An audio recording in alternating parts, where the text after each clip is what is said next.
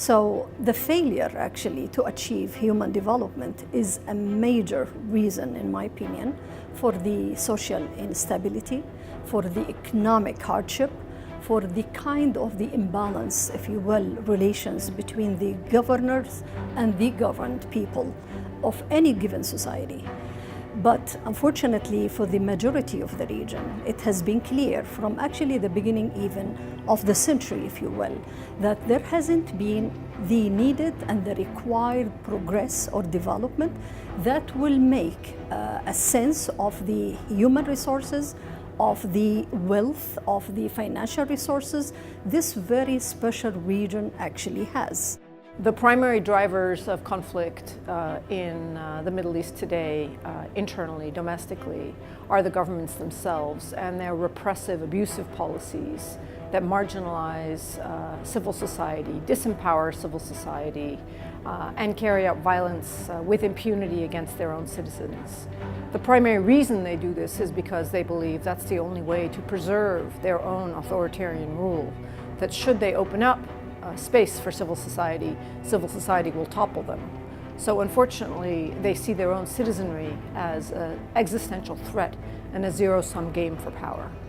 What we see is a regional hierarchy of power within the Arab world that is conducive to instability and insecurity. A second factor is the pervasiveness and predominance of actors that are very belligerent and are not willing to give diplomacy a chance. At a third level, we see the spread of sectarianism and identity politics that touches people in their core identity and is very primordial, drives them to actions they would not otherwise engage in.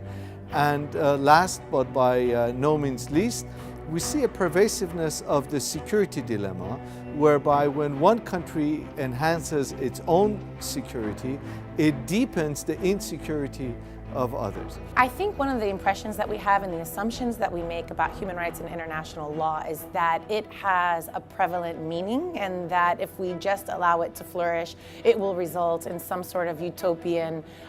forms of equity and equality, and that's just not true. Human rights, like all bodies of law, are politics, and in order to leverage their emancipatory potential, you have to be wielding them in the service of a political program. So what does that mean? That means you have to challenge the geopolitical structures that are impeding the implementation of human rights, and that means that you have to be really creative about the ways that you mobilize human rights and make sure that it is always mobilized in the spirit of movement lawyering, which means you allow the political movement to move first and the law to be moving in its service right from behind it. Perhaps the biggest new element now in the region is the role of regional players, and we're talking here primarily of non-Arab actors, Israel, Iran, and Turkey, but also countries like Saudi Arabia, Qatar, the Emirates, and others are playing a much bigger regional role in different political, military, economic, and diplomatic ways. And we see it most clearly in Syria now, where the Iranians are there, Hezbollah's there, the Turks are in the north, the Russians are there, everybody's there in some form or another. And this is a new factor now, which has serious long-term consequences, because the regional actors, unlike the foreign powers, they're staying, they're there, they live there, they're going to be there permanently because they have structural interests that they want to preserve, and therefore they're going to create new dynamics which we can't fully identify now, but all we can say now is that they're in these countries, in Libya, in Syria, in Lebanon, in Palestine, and other places, and Iraq, and they're all doing their thing. And we're going to have to see the consequences of that in the years ahead.